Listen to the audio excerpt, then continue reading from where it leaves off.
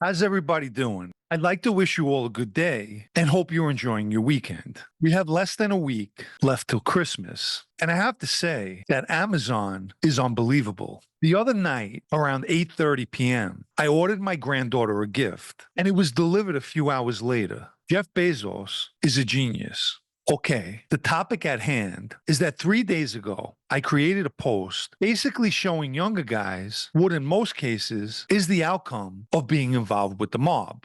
And one person said something nice about Stevie. And then lo and behold, a troll or mob fanboy left a comment that YouTube flagged, basically saying what a stand-up guy Stevie is and how God will deal with me one day, or something to that effect. So let's get into this theory.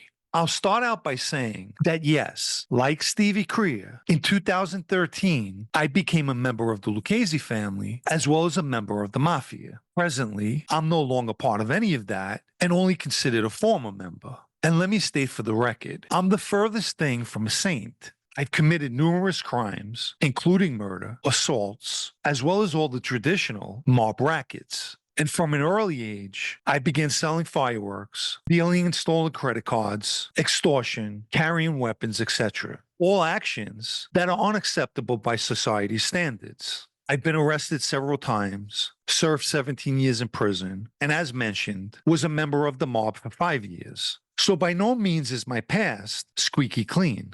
The operative word is past, and I definitely don't need to give everyone a play-by-play of how I atoned for my past. Some things, as I've learned, are better left unsaid. Let me also say, this is not a video on religion, nor is it me trying to preach to anyone. I'll be mentioning theological issues only because it was stated that God will deal with me.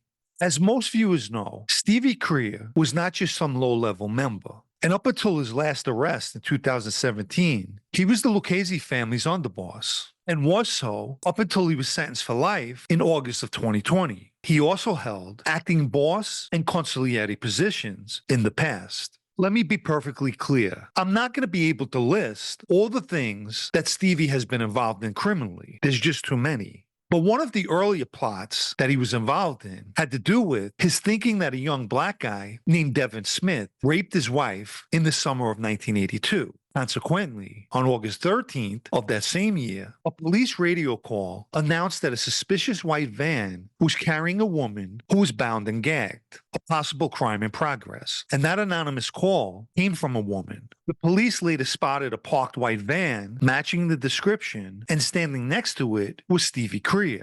Inside the van was two of his associates. The van was parked in close proximity to Devin Smith's house. After a search of the van, a set of handcuffs and two loaded handguns were discovered. Granted, in Stevie's shoes, I would have done the same thing and avenged any violation of my wife. However, Devin Smith was falsely accused, and the guy who actually raped Stevie's wife was named Danny William McQueen. So think about that for a moment. If it weren't for that 911 call regarding the van, more likely than not, Devin Smith would have been killed for absolutely no reason.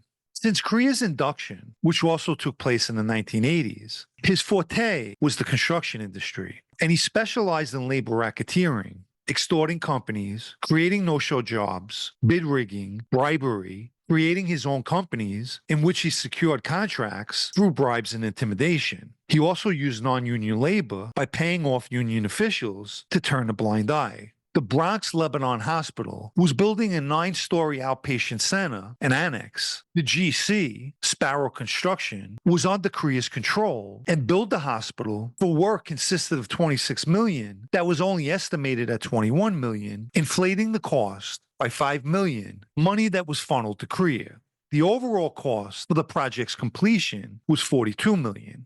The $26 million was only a phase of it. Sparrow and Crea accomplished this by inflating the construction costs and falsifying invoices and creating change orders, which is when the scope of the project gets altered due to unforeseen issues, or in this case, purposely manufactured issues.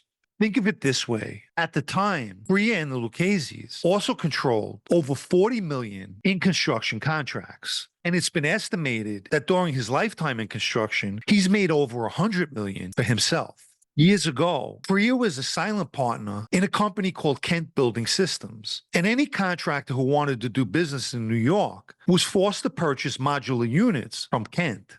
In 2016, Crea and Lucchese member Joe Tatello plotted to kill government witness Sean Richard, who wore a wire against them in a construction case in the early 2000s. That plot never panned out, fortunately for Richard.